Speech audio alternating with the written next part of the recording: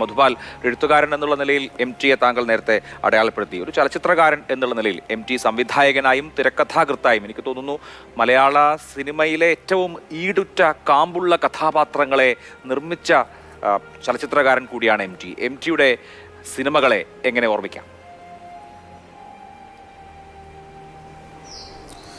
മലയാള സിനിമയിലെ നിർമാല്യം മുതൽ അദ്ദേഹം ചെയ്തിട്ടുള്ള പഴശ്ശിരാജ വരെയുള്ള അവസാനം വരെയുള്ള സിനിമകളിൽ പോലും സ്ത്രീ കഥാപാത്രങ്ങൾ എത്രമാത്രം ശക്തമാണെന്ന് ഇപ്പോൾ ആൾക്കൂട്ടത്തിൽ തന്നെ ഇതിലെ ക്യാരക്ടറിനെ കൊണ്ട് തന്നെ നമ്മൾ അറിഞ്ഞു. കാരണം ആൾക്കൂട്ടത്തിൻ്റെ അക്ഷരങ്ങളിലെ പിന്നെ ഉത്തരത്തിലെ പഞ്ചാഗ്നിയിലെ പരിണയത്തിലെ താഴ്വാരത്തിലെ ചെറിയ ഒരൊറ്റ താഴ്വാരത്തിൽ ആലോചിക്കേണ്ടത് താഴ്വാരത്തിൽ ആകെ കൂടെ 2 സ്ത്രീ കഥാപാത്രങ്ങൾ മാത്രമാണ്. അതിനകത്ത് സുമലതയുടെയും അഞ്ജുവിൻ്റെയും മാത്രം. അഞ്ജുവിൻ്റെ മരണവും സുമലതയുടെ ക്യാരക്ടറൊക്കെ നിൽക്കുന്ന വലിപ്പം എന്നുണ്ട്. കാരണം നമ്മളൊരു സിനിമയിൽ എങ്ങനെയാണ് ഒരു കഥാപാത്രത്തെ ഉപയോഗിക്കേണ്ടത്, ആ ഉപയോഗിക്കുന്നത് അത്രമേൽ ശക്തമായിട്ട് പറയാൻ MT സാറിന് കഴിഞ്ഞിട്ടുണ്ട് എന്നുള്ളതിനാണ്. ഒരു സിനിമയിൽ പോലും അദ്ദേഹം വെറുതെ ഒരു വാക്ക് പോലും പറഞ്ഞിട്ടില്ല. കാരണം നേരത്തെ വർമ്മ സാർ പറഞ്ഞല്ലോ, ഒരു വാക്ക് പറയുന്നുണ്ടെങ്കിൽ 100,000 ആവർത്തി ആലോചിച്ചിട്ട് മാത്രമാണ്. ഇതിനകത്ത് തന്നെ അണാപ്പായി തീർത്ത് തരട്ടെ, അണാപ്പായി എന്ന് പറയുന്ന ആ വാക്കിൻ്റെ ഒരു ലെവലുണ്ട്. അത് നമ്മൾ ആലോചിക്കേണ്ട കാര്യങ്ങളാണ്. ഒരു മനുഷ്യൻ എങ്ങനെയാണ് ഭാഷ ഉപയോഗിക്കുന്നത്, സിനിമയിൽ കഥാപാത്രങ്ങൾ ഉപയോഗിക്കുന്നത്. ഈ ഓരോ അക്ഷരങ്ങളിലെയും സുഹൃത്തത്തിലെയും ഒക്കെ സ്ത്രീ കഥാപാത്രങ്ങൾ, പഞ്ചാഗ്നിയിലെ ഗീത ചെയ്തിട്ടുള്ള ക്യാരക്ടർ എന്തുമാത്രം പവർഫുള്ളായിട്ടാണ് ഓരോ പരിണയത്തിലെ കഥാപാത്രങ്ങൾ ഓരോ സിനിമയ്ക്കകത്തും കൃത്യമായിട്ട് അടയാളപ്പെടുത്തിക്കൊണ്ടാണ്. നിർമാല്യത്തിൽ ആലോചിക്കേണ്ടത് P. ആന്റണി ചെയ്തിട്ടുള്ള വെളിച്ചപ്പാടിൻ്റെ ഭാര്യ അടക്കമുള്ള കാഴ്ചകൾ, അതിനകത്ത് സുമിത്രയുടെ കഥാപാത്രങ്ങൾ, ഇതെല്ലാം കൃത്യമായിട്ടൊരു ഫ്രെയിമിനകത്തേക്ക് ഒരു ലോകം മുഴുവൻ കൊണ്ടുവരാൻ പാകത്തിലേക്ക് ഭാഷ ഉപയോഗിച്ചിട്ടുള്ള ഒരു എഴുത്തുകാരനാണ്. ആ രീതിയിൽ പലപ്പോഴും പറയാറുണ്ട്, പുള്ളിയുടെ സ്ക്രീൻ പ്ലേ വായിക്കുമ്പോൾ ഈ വെട്ടിയെഴുത്തിൻ്റെ സ്ക്രീൻ പ്ലേയും അല്ലാത്തതുമായിട്ടുള്ള വായിക്കുമ്പോഴും ബുക്കായിട്ട് വരുന്നതും അല്ലാത്തതും ഞാൻ വായിച്ചിട്ടുണ്ട്. അപ്പം അതിനകത്ത് വായിക്കുമ്പോൾ നമുക്ക് അറിയാം കൃത്യമായിട്ട് എന്താണ് വെട്ടിയത്, എവിടെയാണ് അത് തിരുത്തുണ്ടാക്കിയതെന്ന് പറയുമ്പോൾ നമുക്ക് ആ തിരുത്തിനെ ആലോചിക്കുന്ന ഒരു രീതിയുണ്ടല്ലോ, അത് സാധാരണ ഒരു എഴുത്തുകാരൻ്റെ മാത്രമല്ല.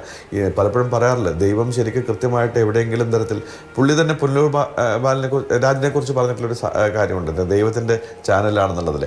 അപ്പം അതുപോലെ ദൈവത്തിൻ്റെ അക്ഷരാർത്ഥ ദൈവം എന്ത് പറയണം, എന്താണ് ചിന്തിക്കേണ്ടത്, എങ്ങനെയാണ് പറയേണ്ടതെന്ന് പറഞ്ഞുകൊണ്ട് എഴുതിയിട്ടുള്ള, അങ്ങനെ വിഷ്വലൈസ് ചെയ്തിട്ടുള്ളത്. സതയത്തിലൊക്കെ ക്യാരക്ടർ, സതയത്തിലെ ശരിക്കും ലാൽ സാർ ചെയ്തിട്ടുള്ള വേഷത്തിൻ്റെ പുറത്ത് നിന്നുകൊണ്ട് ആ കുട്ടികളിലേക്ക് പോകുമ്പോൾ അതിനുള്ള ഓരോ മോമെൻറ്റുകളും എത്ര മനോഹരമായിട്ടാണ് സാർ പറഞ്ഞു വെക്കുന്നത്. കാരണം അത് ഒരു നിസ്സാരമായൊരു വഴിയല്ല. ഉയരങ്ങളിൽ ഒക്കെ ശരിക്കും ക്യാരക്ടേഴ്സിൻ്റെ ഡയലോഗ് ഡെലിവറി, ഡയലോഗിന് വേണ്ടിയിട്ട് ആ ഡയലോഗുകൾ വേറൊരാൾ പറഞ്ഞ ശരിയാവാത്ത രീതിയിൽ പഴശ്ശിരാജയിലായാലും വടക്കം വീര കഥയിലായാലും ഒക്കെ ഇങ്ങനെ പറഞ്ഞാൽ കൃത്യമായിട്ട് അത് തന്നെ പറയണം. അത് കഥാപാത്രം പറയുമ്പോൾ ഇന്ന രീതിയിൽ പറയണം എന്നുറപ്പിക്കുന്ന ഒരു എഴുത്തുകാരനുണ്ട്.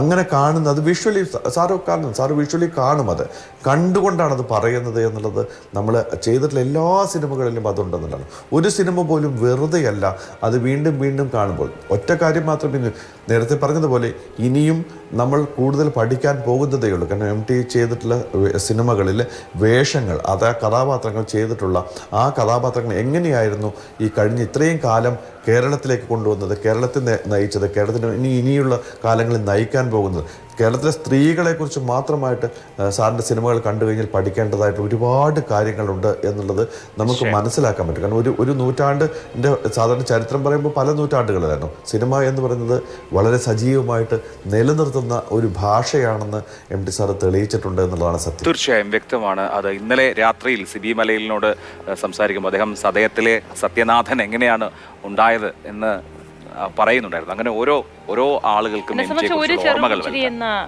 സിനിമ, അതിലെ കഥാപാത്രങ്ങൾ മനസ്സിലെല്ലാ കാലവും നിലനിൽക്കുന്നതാണ്. ജീവിത സായനത്തിൽ അവർ ഇരുവരും പങ്കിട്ട വളരെ വൈകാരികമായ നിമിഷങ്ങൾ, അവരുടെ അടുപ്പത്തിന്റെ ഇഴയെടുപ്പത്തെ കാണിക്കുന്ന ഒരുപാട് രംഗങ്ങൾ, അതങ്ങനെ സംവിധാനം ചെയ്ത ചിത്രം കൂടിയാണ് ഒരു ചെറുപുഞ്ചിരി. ആ ഒരു ചെറുപുഞ്ചിരി ബാക്കിയാക്കി MT വാസുദേവൻ നായർ മടങ്ങുകയാണ്. MTയുടെ ചിരി എന്ന് പറയുന്നത് അപൂർവമാണ്. ആ ചുണ്ടിന്റെ കോണിൽ വല്ലപ്പോഴുമേ ആ ചിരി കാണാറുള്ളൂ. MT വാസുദേവൻ നായർ മടങ്ങുമ്പോൾ അദ്ദേഹം മലയാളത്തിന് ബാക്കി വെക്കുന്നത് എന്താണ്?